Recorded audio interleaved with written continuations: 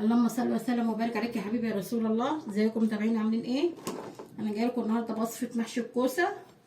معايا الكزبره متخرطه هنا اهي، متقطعه تقطيع صغير، كزبره على شبت، ومعايا بصلتين، معايا ملح، بحب احط لها شويه نعناع ناشف، لو عندك ناشف وفركيه كده، لو عندك اخضر خراطيه، وكمون وفلفل. انا ما بحطش بهارات على المحشي اكتر من كده. ادعكهم بقى كده بايدي كويس، البصله بالملح بالفلفل بالكمون بالنعناع كده. زي ما حضراتكم عارفين ان انا بعمل المحشي بتاعي ني في ني، والطريقه دي حلوه قوي هتعجبكم. وصفه النهارده في منتهى الجمال، مفيهاش مواعين كتير ولا فيها اي حاجه خالص، كله في صينيه واحده. انا بحب الكوسه بجميع الطرق بتاعتها، سواء صينيه في الفرن، في الحله على البوتاجاز، هتعجبكم جدا، واتمنى انكم تجربوها ان شاء الله. واقلب كده البصل ادعكها مع الخضره كده. جربوا الطريقه دي يا حبايبي هتعجبكم والله، خفيف خالص وصحي، ما يتعبش المعده ولا يعمل حموضه على صدرك ولا اي حاجه خالص. عجن البصله بالخضره كده، انزل بالرز، غسل الرز مصفياه، وادي الطماطم غلياها من غير زيت من غير سمنه من غير اي حاجه خالص.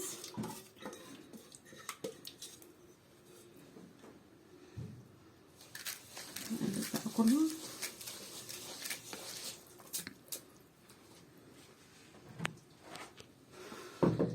وادي الزيت يا حبايبي، حط زيت، حط حته سمنه بلدي حسب ما انت عايزه.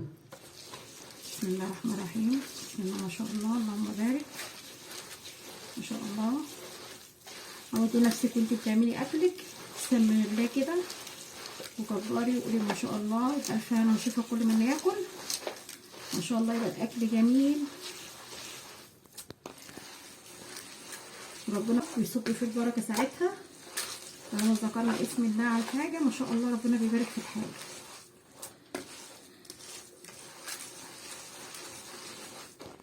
شايفين يا حبيبتي ما شاء الله. هتقولي لي خضرتك كتير، خضره في الشتاء يا جماعه بتبقى كتير ورخيصه، سعرها حلو عن الصيف، ما بنلاقيهاش في الصيف بتبقى شحه. كتري خضرتك وبصلك ما شاء الله، يبقى محشي في منتهى الجمال. قصه مفيده ومغذيه، ما تجيش عليها قوي في التقوير وانت بتقوري، علشان يبقى فيها لحم شويه تستفيدي بيها، ما نملاهاش رز كتير بقى، يبقى اللحم اكتر من الرز. يعني شوفوا انا مش قارصه عليها قوي ما شاء الله ازاي، ما شاء الله. صلي على النبي كده وانت واقفه وانت شغاله كده عليه الصلاه والسلام. اللهم صل وسلم وبارك عليك يا حبيبي يا رسول الله. واذكري الله دايما في اي حاجه تعمليها، ربنا يبارك في الحاجه وما شاء الله تبقى كتير. انا دلوقتي هحشيها في قرن فلفل اهوت، احطه معاه بيدي ريحه جميله. انا بحب الفلفل، ريحته بتبقى حلوه في المحشي.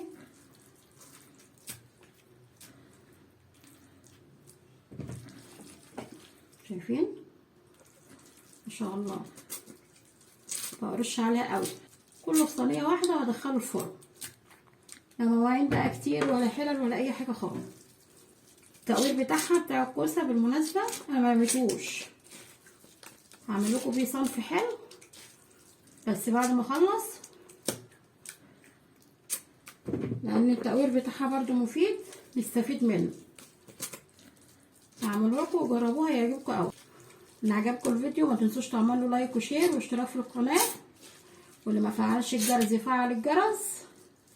ما تنسونيش في الكومنتات الحلوه الجميله بتاعتكم، وهكمل وهرجع لكم بقى.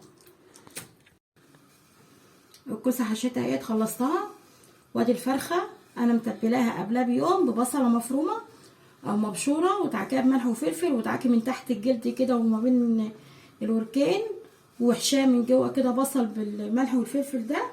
بحب اعملها كده قبلها بيوم. معايا بقى معلقتين طماطم وملح وفلفل وشويه دبس رمان، بحب احط على تتبيله الفراخ دبس رمان دوت لتتبيله الفرخه من بره ومن جوه برضو عادي، وعصير ليمونه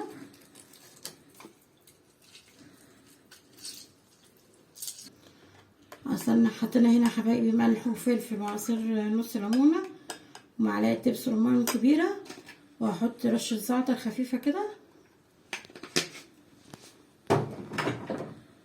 شويه زيت.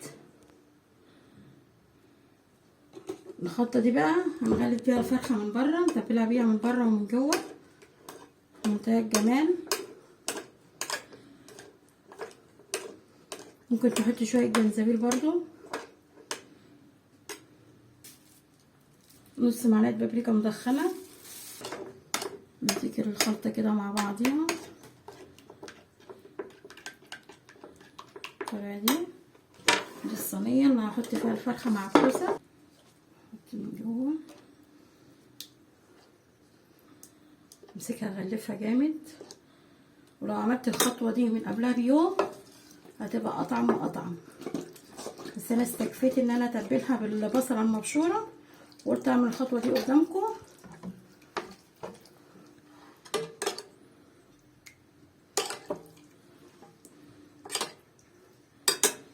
هنلفها كده كلها.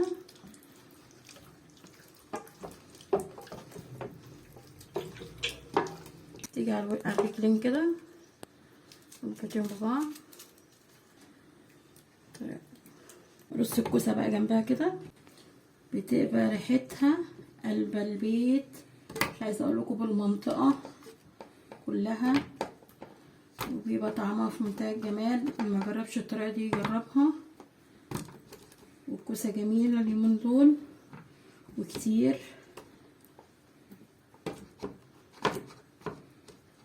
بصها كده حواليها كده،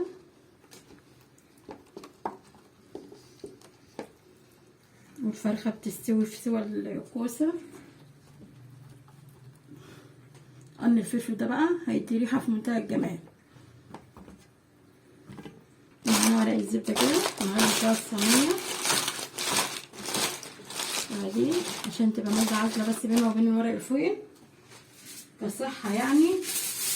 هحط دي عليها نغلف الصينيه بقى وتدخلها الفرن. مخدتش وقت ولا مواعين كتير ولا دهونه، كله ثواني. إذا عملتي أحلى شوية محشي في قلبهم الفرخة وبألف هنا وشفا منتهى الجمال. غلفيها كويس كده وقفلي عليها كويس. دخليها الفرن على درجة حرارة 200 على الصاجة تحت. معايا الشوربة اهي، عاملاها الشوربة الكدابة. ايه هي الشوربة الكدابة؟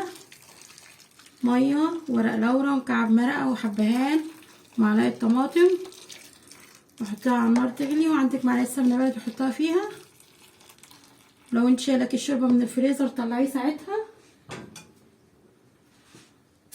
هغلفها بقى كده كويس. ورق الزبده والورق الفويل، حاطه ورق الزبده تحت وعلى ورقه الفويل، لان انا كنت نسيت وقفلتها من غير ما اسقيها، فرجعت اعملها تاني لحضراتكم. عامله زي اللمبي في الفيلم، سلخ قبل ما يسبح. انا غلفت قبل ما اسقي الشوربه. احط ورقه كمان غلفناها كويس كده معانا. حطها على درجه حراره 200 على الصاجه في ارضيه الفرن من تحت، ولما تحسي ان هي غليت ترفعيها بقى على الشبكه، وعندك مروحه شغليها بالطريقه دي. ادي يا حبايبي صينيه الكوسه بالفرخه. الفرخه استوت على سوا الكوسه. كان في مقطع الكاميرا فصلت شحن، المقطع دوت ما طلعش في الفيديو، ان انا كشفت عليها بعد ساعه من دخولها الفرن، ورحت كاشفه الورقه على ما انها احمرت وخدت الوش الجميل ده، فمعلش ان المقطع ده ما طلعش معاكم. كوسه جميله منتهى الجمال، هتلاقوها مستويه. شايفين رزها مفلفل وحلو، رزها مفلفل في منتهى الجمال، ان هي مستويه معايا مش نيه. شايفين ما شاء الله. يا رب الفيديو النهارده يعجبكم، وفكره حلوه وجميله متستهلكش معايا وقت ولا مواعين، واتمنى ان انتوا تجربوها. هتقولي لي هي لسه فيها شوربه، هي فيها شويه صوص خفيف كده. انا بحب اكلها بالصوص دوت، وبحبها بارده، يعني انا بسيبها تهدى خالص واكلها بحس بطعمها اكتر. لازم من شويه الصوص دوت معايا عشان بحط منها فبحبها. جربوا الوصفه دي يا حبايبي هتعجبكم. الفراخ دايبه مستويه، محدش يقول ان الفراخ مش هتستوي، لا الفراخ مستويه. يا رب النهارده الوصفه تعجبكم، ما تنسوش تعملوا لايك وشير واشتراك في القناه.